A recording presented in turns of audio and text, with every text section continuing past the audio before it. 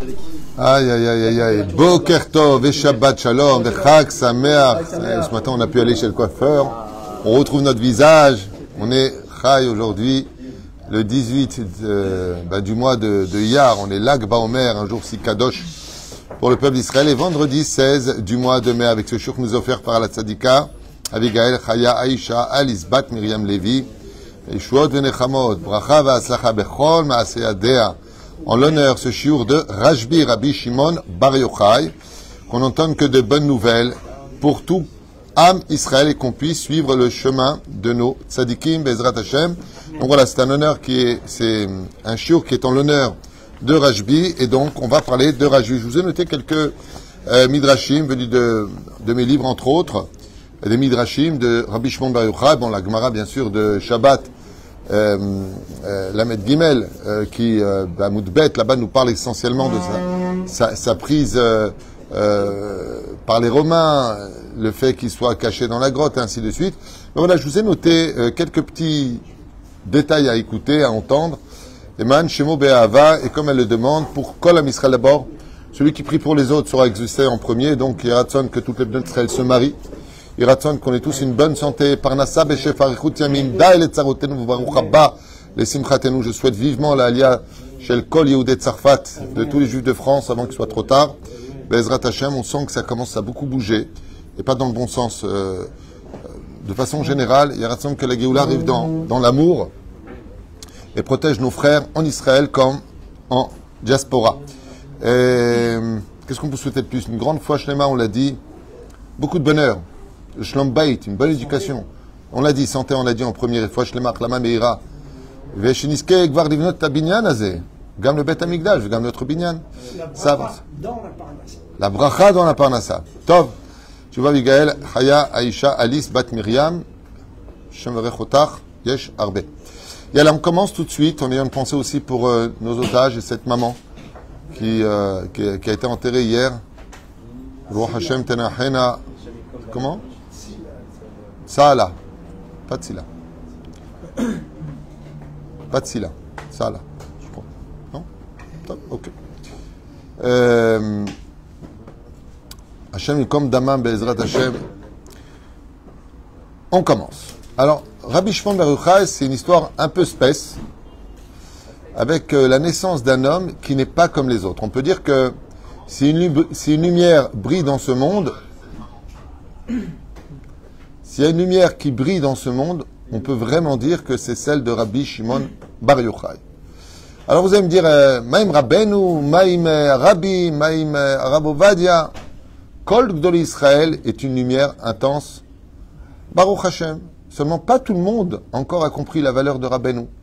Pas tout le monde a compris encore la valeur du Rabbi Lubavitch. Et je peux vous l'affirmer, loin de là, pas tout le monde connaît la grande valeur du Rav Ovadia. Pas tout le monde connaît, mais tout le monde connaît la valeur de Rabbi Shimon. Je sais pas si vous comprenez la différence. Et pourtant, il faut savoir une chose, c'est que le contemporain de Rabbi Shimon Bar Yochai n'était autre que Rabbi Yehuda Bar Ilai, qui était connu pour être d'une pauvreté hors du commun, et les halachot ont été fixés selon lui. Rabbi Yehuda Bar Ilai est la source des halachot du Shulchan Aruch, dans l'absolu, quand on revient jusqu'à la Gemara. C'est incroyable. Quand on voit Rabbi Meir Balanes, Rabbi Shimon, c'est Rabbi Shimon. On ne voit pas et on n'entend pas autant de musique, on ne voit pas et on n'entend pas autant de joie que pour la Iloula de Rabbi Shimon Bar Yochai. Oufrein, il est né à partir donc de la 4e génération, comme vous savez, des Anaïm, à peu près 50 ans après la destruction du temple. Les Juifs étaient persécutés par les Romains. Et à cette époque-là, malheureusement, il souffrait terriblement. Pourquoi? Parce que Adrien venait de vaincre Bar Korva et avait mis à feu et à sang, tué des millions de Juifs. La Gemara rentre dans un dioum combien de Juifs avaient tué Adrien. Plusieurs déotes, plusieurs opinions. 4 millions, 40 millions, et il y en a qui disent plus.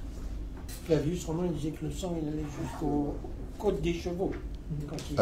C'est pas marqué aux côtes des chevaux, c'est marqué que de Bétar jusqu'à la mer méditerranéenne, s'était créé un fleuve de sang, où si un cheval était tombé dedans, il se serait noyé. Donc c'est pas les côtes, c'est le museau. Pour dire à quel point il y avait de morts. Pourquoi tout ça? Parce que les enfants d'Israël ont commis une erreur, alors qu'Adrien repartait avec ses 300 000 hommes expérimentés en guerre, et que les enfants d'Israël, au lieu de remercier Mizmor, les Toda, se sont enorgueillis et ont demandé de l'aide à une autre nation, c'est-à-dire un autre peuple, de rentrer dans l'armée avec eux pour se battre. Alors, leur dire, puisque vous n'avez pas compris que vous ne pouvez compter que sur moi, je vous quitte, débrouillez-vous. Et Adrien a fait demi-tour et il a, Pachout, mis le peuple à 100. Quand je vous dis un massacre, c'est un massacre. Hein? Il n'y a pas un parallèle avec les USA et Israël? Top, c'est un autre sujet. Je l'ai déjà dit hier. Vous allez voir d'ici très peu de temps, Trump tourner sa veste. Ok, qu'à la fin des temps, on aura une chose à dire. La Gemara nous dit En lanu leishaen et la lavinu sheba shamayim. Quand tu viens et que tu acceptes l'aide de quelqu'un, c'est un peu comme la mafia. Tu veux qu'elle t'aide, mais tu lui appartiens. Et en écoutant et en prenant de l'aide et en disant, heureusement que sont là les États-Unis, et c'est vrai mais ils ne sont pas là pour nous, c'est exactement le sujet qu'on va étudier. Rabbi Yehuda Ben Gerim, qu'est-ce qu'il a dit? Ah, bravo les Goïm. Ils nous aident, ils nous soutiennent, ainsi de suite. Qu'est-ce qu'il a dit Rabbi Shimon? Pas du tout. Pas du tout. On va l'entendre. Tov. Encore une fois, ce que j'aimais, c'est pas mon opinion personnelle, vous le verrez. Jusqu'à maintenant, tout ce que j'ai dit il y a des années en arrière se réalise. Hein. On m'a insulté, on m'a traité de gourou, on m'a traité de balaganiste. Et aujourd'hui, les gens me disent, vous aviez raison, vous aviez raison. Je ne dis pas des choses parce que je les souhaite. Moi, personnellement, la France, c'est un pays que j'aime beaucoup. Je trouve que c'est un des plus beaux pays du monde. Franchement. C'est dommage qu'elle soit devenue ce qu'elle soit devenue aujourd'hui. Mais j'ai vécu en paix avec les Français, j'ai étudié dans les écoles françaises. Je crache pas du tout sur la France, mais de l'autre côté, il se passe des choses et vous verrez ce que je vous dis. Vous verrez ce que je vous dis. Ça va pas tarder à éclater d'ailleurs. Enfin bon, c'est encore un autre sujet. Faisant partie de la 4e génération des Tanaïm. Donc il y a eu plusieurs générations, soit 5 générations, dont le dernier seront 2 grands personnages pour clôturer les Tanaïm, Rabbi Yehuda Anassi et Rabbi Yochanan de Jérusalem, qui sont à la frontière Tanaïm-Amoraïm. C'est-à-dire, là on est à la 4e génération, donc une génération avant. Après que Bar Korva et son peuple fut totalement détruit, on peut le dire, le peuple d'Israël fut dévasté et a connu des peurs et une obscurité comme on l'avait rarement connu à cette époque. Une Shoah un peu ignorée, à un tel point que les Romains ont interdit les enterrements des Juifs. Je ne sais pas si vous comprenez ce que vous allez entendre. Les corps tués devaient être restés sur le sol. Vous entendez, non? Des millions de Juifs, pendant la Shoah, il est jeté dans des fosses. Là, non. Adrien a ordonné que les Juifs restent. Et il s'est passé un miracle. Ils n'ont pas pourri les corps. Les corps n'ont pas pourri. Il n'y avait pas une seule mauvaise odeur. C'est beaucoup plus tard, des années plus tard, que les corps vont être enterrés. C'est pour ça qu'on a rajouté dans le Birkat Hamazon, Atov Ametiv. C'est que il a fait un miracle qu'on puisse à la fin enterrer nos morts, et pour ne pas que Chazal Shalom dise c'est les Juifs qui puent, Dieu a fait un miracle que les corps ne rentrent pas en putréfaction. Sous le soleil. D'abord, Yefshar et Taïradze. Yefshar la ville, Nissim et Niflaot. Hein? C'est bizarre qu'il y ait un côté détruire, parce qu'on a fait nos erreurs, mais le bon Dieu dit du coup je vais nous détruire. Pour à la fin avoir Tu apprendras. de ça. Alors, tu as une bonne réflexion. Tu apprendras que même quand on se fait massacrer, malheureusement, c'est un tikkun. C'est comme un père qui aime son fils, il vient d'apprendre qu'il a une maladie grave, il faut l'opérer. Donc il ouvre, il y a du sang. Le Créateur du monde n'a aucune joie, comme on le dit à Kippour, de voir ses enfants mourir. Ben Hashem hafez bemitat areshaim. Mais quand on s'enorgueillit et que, alors le Créateur du monde, il crée des opérations. Et là, qu'est-ce qui est marqué après?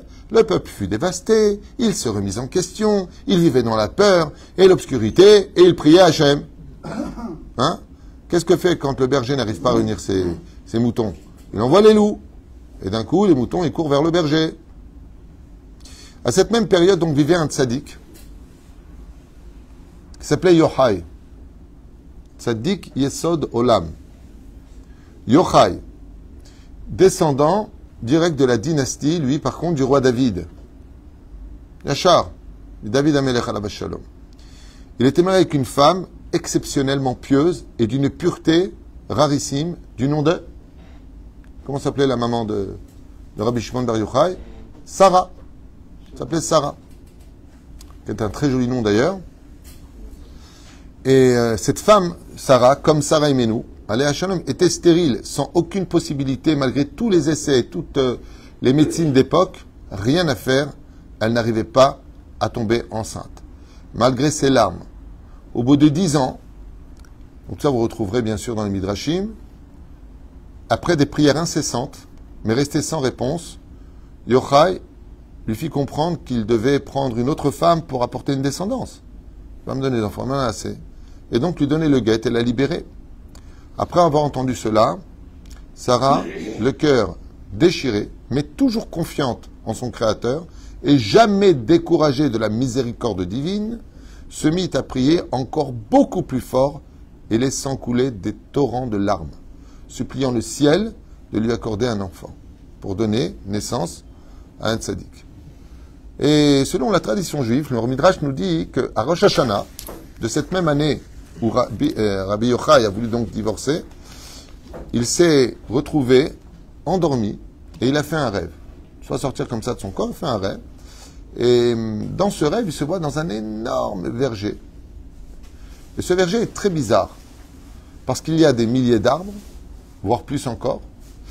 Il y en a qui sont avec de très très belles fleurs de toutes couleurs exotiques, et puis d'autres qui sont complètement défraîchis. Et Yochai se voit dans ce rêve adossé à un arbre qui lui par contre est complètement défraîchi, sarak, qu'on appelle... comment on appelle il ne donne pas de fruits, comment on appelle ça? Stérile. Ah bon, c'est comme ça qu'on dit? Stérile, c'est pour... Top, l'homme est chané, vous avez compris. Et donc lui, il s'adosse, et puis de là où il est, il observe que quelqu'un est dans le jardin, un vieux monsieur qui avance, une belle barbe comme ça. Il avance et a sur ses épaules une barre avec 2 seaux d'eau. Et cet homme qui passe sur le chemin prend une femme stérile, ok? Il prend de l'eau et chaque fois qu'il verse quelques gouttes sur un arbre défraîchi, un arbre stérile, tout de suite, de façon assez miraculeuse, cet arbre fleurit et donne des odeurs, une beauté hors du commun. Et lui, il observe ça. Les arbres qui sont touchés fleurissent, celui qui n'a pas touché reste stérile. Jusqu'à ce qu'il arrive à lui. Et à ce moment-là, l'homme, au lieu de prendre l'eau du seau, sort une fiole de sa poche, et en prenant cette fiole de sa poche, il jette le contenu de l'eau sur l'arbre, qui lui commence à fleurir tout de suite, avec des odeurs encore plus incroyables, d'une beauté hors du commun, mais avec quelque chose de plus. Il sort des fruits juteux, sucrés et d'une rare beauté. Yochai est tellement surpris de voir cela, tellement ému, qu'il s'en réveille. Et qu'est-ce qu'il fait? Il va voir sa femme, il lui raconte son rêve. Sa femme lui dit, moi je ne suis pas Yosef Hatzadik, qui comprend bien les rêves. Allons voir notre maître. Et ils allèrent voir ensemble Rabbi Akiva. Et quand Rabbi Akiva a entendu ce rêve, comme d'habitude, il se mit à sourire et leur a dit, quel rêve magnifique. Là où tu t'es trouvé dans ce monde spirituel, sache que c'est le monde de l'ange Laïla, c'est-à-dire c'est le monde des anges. Et chaque arbre que tu as vu avec des fleurs, ce sont des femmes qui ont déjà eu des enfants. Et chaque arbre que tu as vu défraîchi et stérile, ce sont des femmes qui attendent désespérément d'avoir un enfant. Et ce vieux que tu as vu, il y en a qui disent c'est Liaou, il y en a qui disent c'est l'ange Laïla, peu importe. Cet ange-là que tu as vu avec le seau, les 2 seaux de chaque côté remplis d'eau, est venu accorder pour cette année un enfant. Donc quand il passe, quand il jette de l'eau sur l'arbre et qu'il fleurit, ça veut dire que cette femme-là va tomber enceinte. Alors il dit, d'accord, mais pourquoi moi, il n'a pas pris de cette eau, il a sorti une fiole, et il a versé sur l'arbre où j'étais adossé, l'eau de la fiole. Et là, il lui a dit, sache que cette fiole, c'est pas n'importe quelle eau. Ce sont les larmes des 10 années de ta femme, qu'elle versait, qu'elle pleurait dans sa prière, et Arkadosh Baruch Hu, il a entendu la prière de Sarah, ta femme, et il lui a accordé un fils, mais pas comme les autres. Il dit, pourquoi? Il lui a dit, tu vois qu'il n'a pas simplement fleuri. Il a donné des fruits de toutes les couleurs, juteux, sucrés. Il lui a dit qu'Akadosh Baruch Hu shama et filoter, car Dieu a écouté ta prière, ma fille. La reine, vous l'appellerez Shimon. Comme a dit Léa, Pourquoi elle a appelé son fils premier Réhouven? Car Dieu a vu pour moi un fils. Shimon, car il a entendu ma prière. Donc elle l'a appelé Shimon. Et de là est né Rabbi Shimon, fils de Yochai, Bar Yochai. Comme ça qu'est né ce tzaddik qui est venu illuminer le monde pour toutes les générations, d'où les fruits de toutes sortes d'espèces, toutes sortes de lieux, toutes sortes de couleurs et odorantes. Pourquoi? Il traversera toutes les générations. Ce n'est pas simplement un fils, il n'a pas fleuri, il a aussi donné des fruits. Comme on dit, Sha'i bracha bepri bitner. Hein? Ken, si tu veux. On va y arriver. On va y arriver. Après la mort des 24 000 élèves de Rabbi Akiva, comme l'a fait la Gemara dans Yevamot Semerbet, Rabbi Akiva alla dans le sud d'Israël, Yadrim Rabbi Akiva, et là-bas il va former 5 autres élèves, dont un qui connaissait déjà depuis avant même sa naissance, j'ai nommé Rabbi Shimon Bar Yochai. Les Chachamim nous racontent qu'une fois, alors qu'il faisait extrêmement chaud, pas comme nous dans la synagogue avec les Mazganim, non. Il faisait très chaud, ces 5 élèves étaient un petit peu assoupis, et il y avait le jeune Bar Yochai qui était avec eux. Et Rabbi Akiva, pour relever un petit peu l'esprit, pour réveiller un peu tout le monde, lui qui aimait bien sourire et faire sourire, il a posé une question, il a dit, mes élèves, qui est la mère qui a mis au monde 600 000 enfants? Et tout de suite, Rabbi Akiva, qui était qu'un enfant, a répondu, Yocheved, la mère de Moshe, car Moshe équivaut à 600 000 âmes. Et Rabbi Akiva lui a dit, bravo Yochai. Shimon, pardon. Enfant, c'était instantané, son esprit était fusé, occupé à l'étude de la Torah. Il a répondu tout de suite, qui est la mère? Yocheved, qui a mis au monde Moshe. Moshe, Shakul Keneget Shishim Ribo, qui équivaut à 600 000 enfants. Juste comme ça pour... Et donc, il les a formés lui-même, leur apprenant encore plus cette généralité de la Torah. Ve'afta l'ereacha kamocha, ze klal gadol b'Torah. Tu aimeras ton prochain comme toi-même. C'est ça toute la Torah. Et donc, comment il s'appelle? Rabbi Shimon Bar Yochai, Rabbi Meir Baal Hanes, que tout le monde connaît, Rabbi Yehuda Bar Ilai, Rabbi Yossi ben Chalafta et Rabbi Elazar ben Shamoua. Ce sont les 5 tzadikim sur lesquels, on verra tout à l'heure, toute la Torah orale repose jusqu'à aujourd'hui. Après la mort de leur maître, car il faut savoir que Rabbi Shimon est resté fidèle à Rabbi Akiva jusqu'à sa mort, soit à 120 ans en prison, parce qu'il a été dépecé par Tornios Rufus, comme vous le savez. Après la mort, Rabbi Shimon était assis avec, ils ont une réunion, Rabbi Yehuda ben Gerim et Rabbi aussi, et ainsi que lui-même, ils étaient assis. Et là, ils ont une discussion dont on parlait justement tout à l'heure, parce que dans ma Masechet Shabbat de Daf Lamed Gimel Amud Bet, cette référence-là, où ils ont commencé à parler de la relation d'Israël et des Romains, des nations. Et Rabbi Yehuda ben Gerim, qui était un grand Talmid Chacham, il y a très très longtemps, des années en arrière, je pensais que ce Rabbi Yehuda ben Gerim, c'était un mec stam, pas du tout. C'est un Tana, Chacham, Gadol, Batora. Et comme quoi, que même quand on est un grand rab, on a des opinions des fois différentes les uns des autres. Justement, c'est le cours que j'ai fait hier sur que le Rabbi dit que pourquoi est-ce qu'ils sont morts? Parce qu'il n'acceptait pas l'idée qu'un religieux comme lui ne pouvait pas penser comme lui. Comme ça dit le Rabbi, regardez le cours d'hier, magnifique d'ailleurs, très beau chidouche.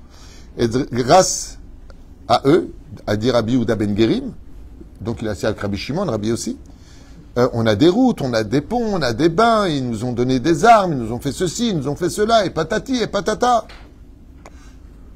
Rabbi aussi, lui, il dit rien. Il réagit pas. Rabbi Shimon Bar Yochai, il réagit tout de suite. Il lui dit, stop, arrête de dire Comment tu peux parler comme ça? Tout ce qu'ont fait les Romains, pourquoi les routes, pourquoi les ponts, pourquoi tout ça? C'est pour nous mettre des taxes, on paye, des péages, on paye. Ils ont tiré des profits. Tu parles des bains, ils ont mis des prostituées là-bas. De quoi tu parles? Tout ce qu'ils ont fait, c'est uniquement dans leur intérêt. Ils ne viennent pas sauver les Juifs. Ils ont besoin de bases militaires. Ils vont te dire, voilà, on te donne, ils t'achètent. Là, comme on fait, ils ont offert un Boeing 747, le nouveau Air Force. Il va voyager maintenant dans tous les pays avec quelque chose qui appartient. Et il y a bien sûr une commande d'armes pour 200 milliards de dollars. 160 milliards. Hein? 160 avions. 160 avions. Ok? Ça y est, il leur appartient maintenant. Comme il est marqué, si tu veux être un juge de justice, Altikaho Shochad, ne prends rien de l'autre. Mais quand on te dit, voilà, je vais te donner des armes, vas-y, fais ce qu'il faut faire, ça veut dire maintenant tu arrêtes, tu te retires et tu fais pas. Un chien bien dressé. Pourquoi? Parce que la Torah nous dit, comme le dit Rabbi Shimon Bar Yochai, En emuna bagoim. Rabbi Shimon Bar Yochai, pas moi. C'est Rabbi Shimon qui a dit ça. Vadaï. Esav sonner les Yaakov. Esav te déteste. Esav sonner les Yaakov. Il nous a donné un signe, Rabbi Shimon Bar Yochai.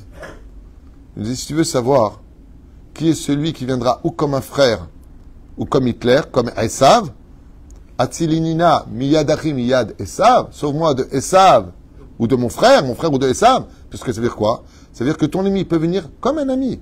Je suis là pour toi, je t'aiderai, tiens, financièrement, je suis avec toi, mais en réalité, il te contrôle, il te manipule.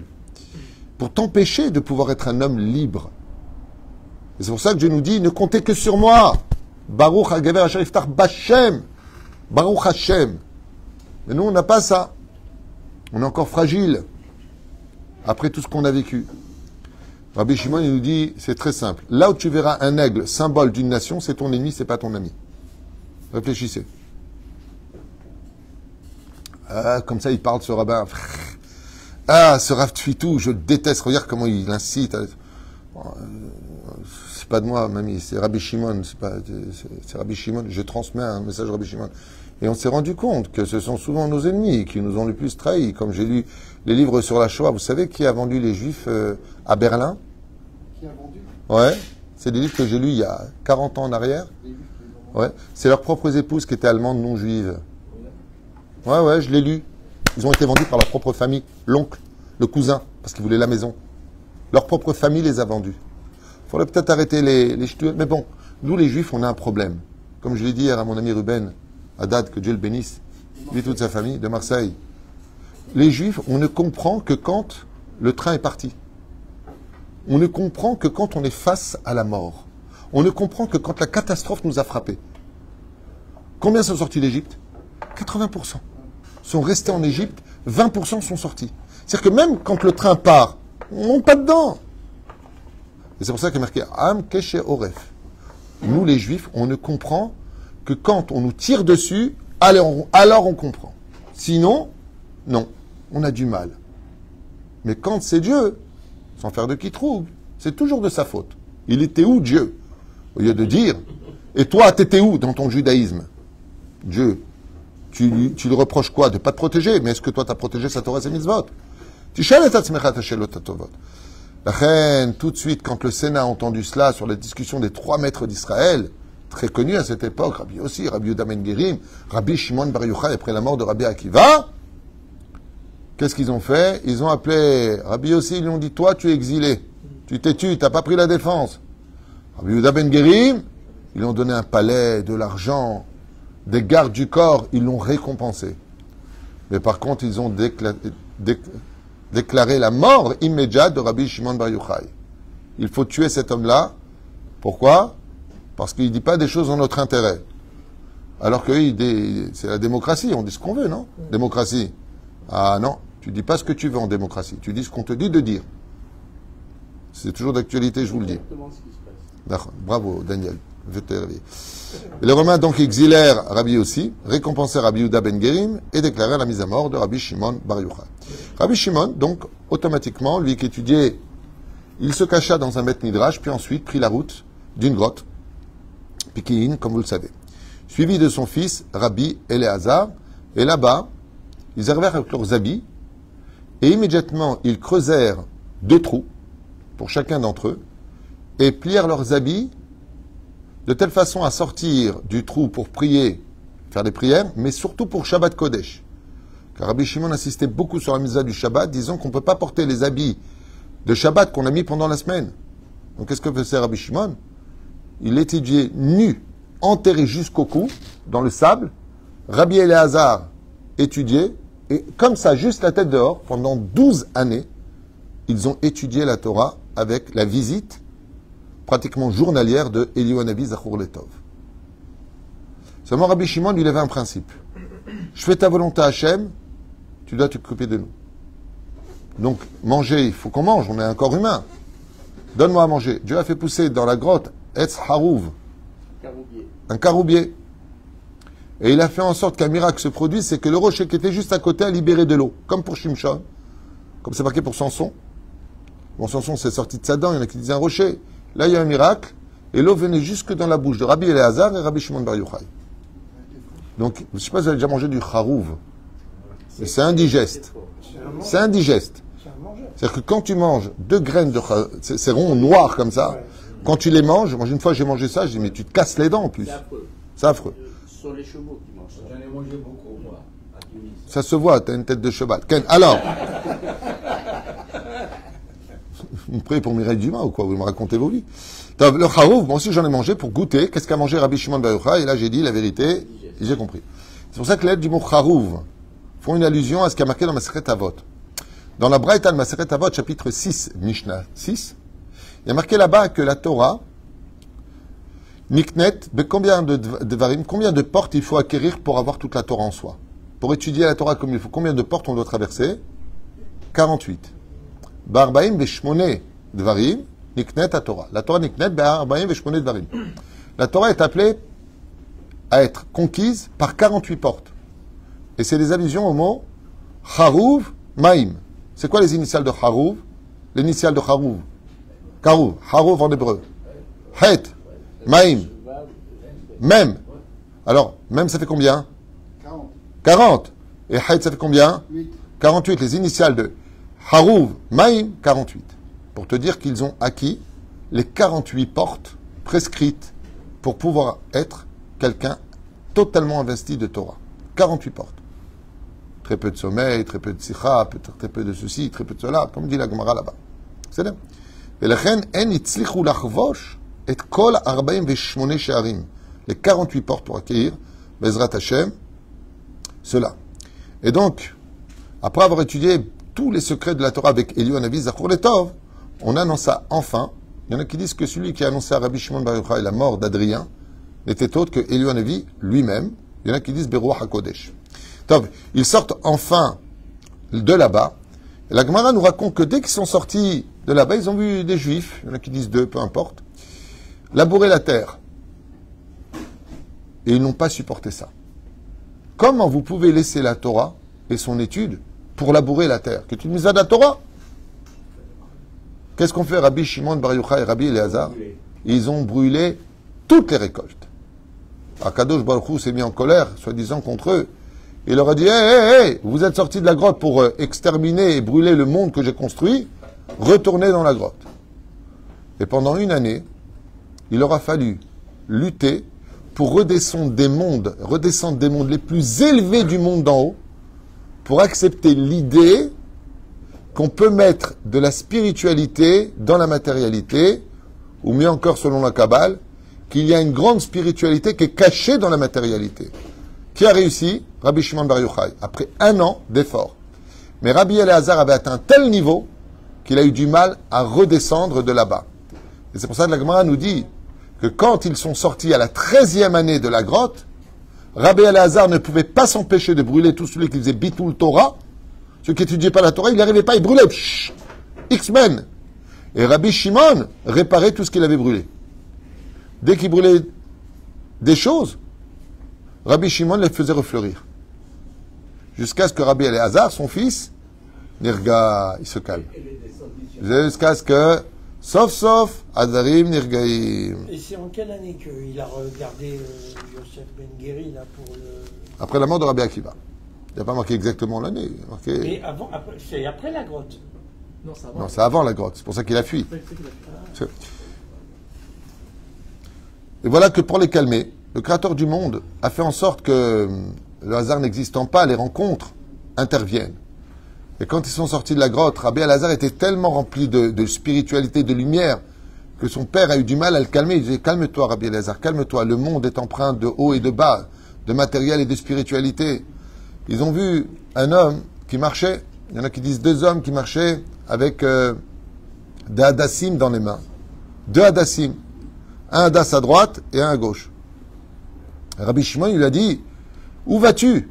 Il lui a dit, je vais à la Beth Knesset. C'était un vendredi. Et pourquoi est-ce que tu as 2 myrtes dans les mains? Il lui a dit, en l'honneur du Shabbat Kodesh. Et vous savez que Rabbi Shimon Bar Yochai, si vraiment il y a un jour qu'il aimait plus que tout au monde, une mitzvah qu'il chérissait, c'est l'honneur du Shabbat. C'est pour ça qu'on chante Bar Yochai avec Shabbat. Rabbi Shimon Bar Yochai, il disait, mais comment on peut rater Souda Shlishit? Comment on peut rater une Seuda? Comment on peut mettre des habits de Chol pendant Shabbat? Tu viens en jeans, comment? Mais comment? Vous êtes fous. Rabbi Shimon Bar Yochai disait, mais Shabbat Kodesh, on ne peut être qu'avec le sourire, étudier la Torah. À un tel point qu'il écrit dans Maseret Shabbat, Kuf Yutret, Amud Bet, Loulé Israël et Shomrim, Shte Shabbatot, Mien Galim. Si vous gardez les Shabbats, vous me donnerez la force de vous apporter la Géoula immédiatement. Vous avez une Géoula immédiate. Tellement il était attaché à Shabbat. Alors il lui a posé la question, il a dit, mais pourquoi tu as deux mires dans ce cas-là? Il lui a dit, Zachor, souviens-toi toute la semaine, attends le Shabbat. Viens, Shamor, préserve-toi de enfreindre Chazvé Shalom le Shabbat. Il a dit à son fils, tu as vu? Regarde, Am Israël, ils aiment le Shabbat et ils apportent ces plantes honorifiques en l'honneur Shabbat. Mikan, minag, d'apporter des fleurs à la maison de Shabbat à son épouse. Pour celles qui aiment les fleurs, hein, enfin même pas ça. Moi, le méchané, hein, et ça m'arrange. Alors, où est-ce qu'on en était? Kachaya Matzav. Seulement voilà. Après une bonne nouvelle, il y a toujours une mauvaise nouvelle. Rome et le Sénat déclarent aux Juifs l'interdiction formelle de pratiquer pas simplement la Torah, Shabbat, la Brit Mila et la Nida. Vous marquez où ça? Dans ma Masechet Neila Bedaf Yud Zayin Amud Aleph, si je me rappelle bien. Qu'est-ce qu'a fait Rabbi Shimon Bar Yochai? Il a dit à les petits malins, ils nous interdisent d'être Shomer Shabbat, de pratiquer la Brit Mila et de la Nida. Ils ont envoyé là-bas, il y a marqué Rabbi Rouben Astropoli, je crois, qui est parti là-bas et pour convaincre le Sénat que c'était idiot. Et qu'est-ce qu'il a fait? Il a dit, je comprends pas, vous voulez quoi? Que nos ennemis soient riches ou qu'ils soient pauvres? Ils ont dit qu'ils soient pauvres. Alors maintenant vous leur avez empêché de faire Shabbat, ouais, ben ils vont ouvrir le Shabbat. Et le Shabbat, c'est le jour où on fait le plus d'argent. Vous allez enrichir les Juifs. Il dit, oh là là là là, on décrète, les Juifs sont obligés d'être Shomer Shabbat. Il dit, je comprends pas, vous voulez que les Juifs soient nombreux ou peu? Il dit, peu. Alors, vous leur avez interdit la Nida, maintenant ils peuvent aller plus avec leurs femmes que s'ils étaient Shomer Nida. Nida, c'est à peu près 2 semaines. Et vous leur avez interdit d'être Shomer Nida. Ouh là là là là, ils vont être trop nombreux. Chaque Juif est obligé d'être Shomer Nida. Mais je comprends pas, vous voulez des Juifs qui soient blessés, Chazvé Shalom, ou des Juifs qui soient en bonne santé, qui soient blessés. Et vous allez empêcher maintenant de couper un membre. Qui fasse sa Brit Mila. Et il est parti. Seulement, hein, ils se sont renseignés, ils disent, mais c'est qui ce mec du Sénat là? On l'a jamais vu. Ils ont compris que c'était un Juif qui s'était déguisé. C'était un Juif qui s'est déguisé. Il dit, remettez tous les décrets. Rabbi Shimon Bar Yochai, il a pris les choses en main. Et une chose que les gens ne savent peut-être pas, hein, mais les tzadikim, ils font appel aux anges. L'ange Raphaël, Uriel, Gabriel, Michael. Rabbi Shimon Bar Yochai, comme Shlomo HaMelech, il était tellement devenu grand en Torah qu'il dirigeait les mondes d'en haut comme les mondes d'en bas, qui lui obéissaient, aussi bien les anges ministres des sphères supérieures, comme les démons. Tous les démons étaient aux ordres de Rabbi Shimon Bar Yochai. En d'autres termes, personne ne pouvait se tenir devant lui. Et il a fait appel à un démon qui s'appelle Ben Temalion. Et Ben Temalion, c'est un démon qui adorait plaisanter, rendre fou les gens. Qu'est-ce qu'il a fait? Il lui a dit, l'empereur a une fille qu'il adore. Il adorait sa fille. Il lui a dit, possède-la. Il la possède. Elle devient folle. Les médecins ne comprennent rien.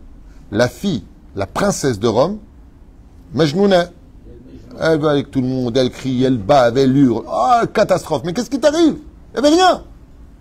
L'empereur n'en peut tellement plus d'amour pour sa fille, il est tellement malheureux de l'avoir comme ça, il déclare, tout celui qui pourra soigner ma fille, sans aucune restriction, ce qu'il me demandera, je le ferai. Rabbi Shimon dit, j'arrive. Donc il arrive comme ça, et qu'est-ce que fait l'empereur?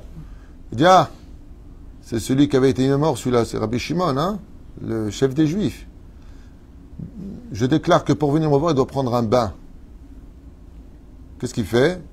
Il prépare comme ça une cuve, énorme, comme une piscine, qui fait chauffer à 100 degrés. Rabbi Shimon Bar Yochai, Il dit, Ben Temalion, fais-moi température ambiante 25, 26 degrés, s'il te plaît. Et il voit que Rabbi Shimon y rentre et il ressort.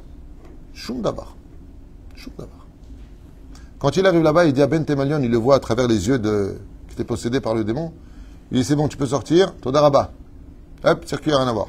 Et le démon, il quitte la princesse qui devient tout à fait normale. L'empereur voit ça en quelques instants. Il lui dit, mais c'est extraordinaire. Il lui dit, qu'est-ce que tu veux? Il lui a dit, donne-moi les décrets d'interdiction du Shabbat, de la Mila et de la Nida. Sinon, ta fille redeviendra folle. J'annule. Et car, il et kol am Israël. Shomer Nida, Shomer Mila, et Bezrat Hashem Barach, qu'on puisse pratiquer la Nida. Et kachaya matzav. La reine, c'est un matzav. Avant de s'éteindre, alors il y a une tradition qui dit que Rabbi Shimon Bar Yochai, la tradition, il est mort à 120 ans. Il a rendu l'âme à l'âge de 120 ans, comme Rabbi Akiva, comme il a la Zaken, comme Rabbi Yochanan ben Zakkai, Moshe Rabbeinu. Plusieurs sont morts à 120 ans. Il y en a qui disent qu'il serait mort dans les 95, 94 ans. On ne sait pas exactement, mais la tradition qui a été transmise sur Ziret Nishmato Bigil Me'ave Esrim Shana, c'est une tradition. En tout cas, il a ordonné, avant de mourir, de faire une grande fête et pas de pleurer ce jour-là. La Magefa, la fameuse mort des élèves de Rabbi Akiva, s'est arrêtée à l'Akba Omer.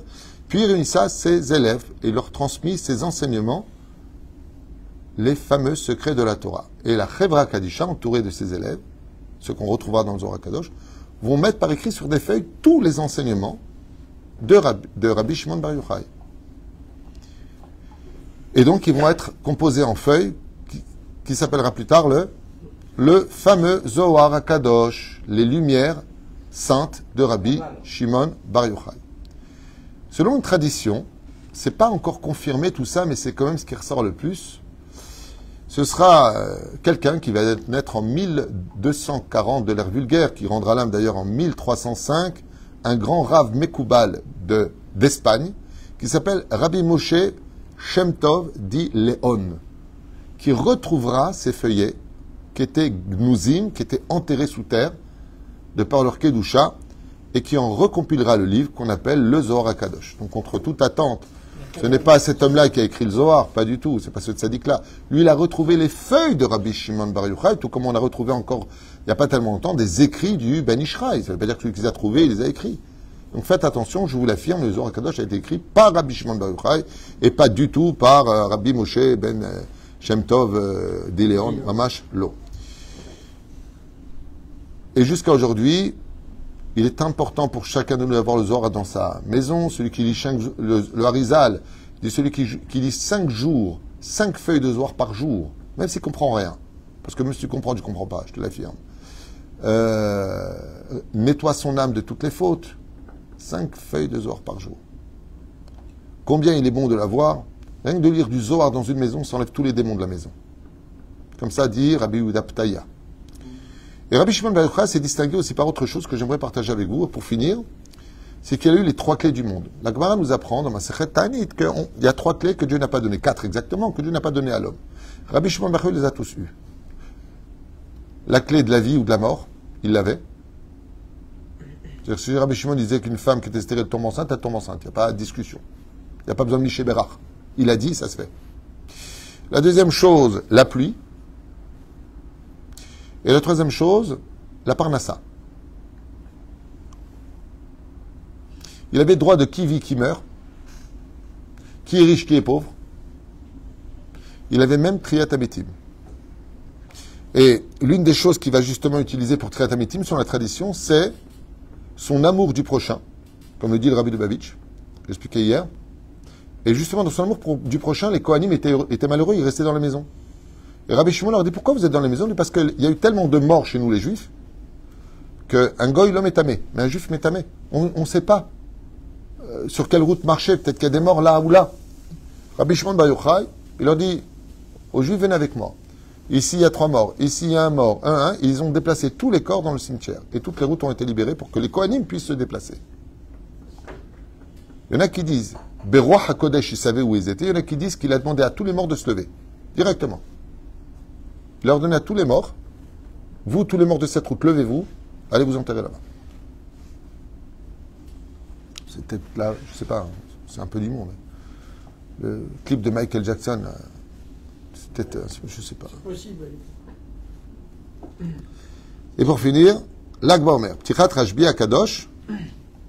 J'ai entendu Mipi Maran Arav Ovadia Yosef, Zecher Tzadik Kadosh Ibracha, que la Istalkut, la tradition de dire qu'il serait mort à Lag Baomer, c'est pas tellement sûr, on ne sait pas.